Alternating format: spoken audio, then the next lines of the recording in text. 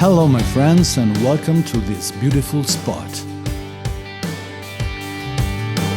This film is about positive solitude.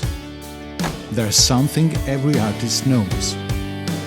Solitude can be a cradle for creativity.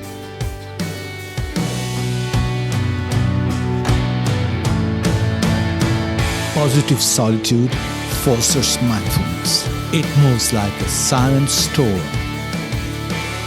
breaking what is no longer alive, sending our roots deeper, gifting us independence, letting us begin again. It is an invincible spring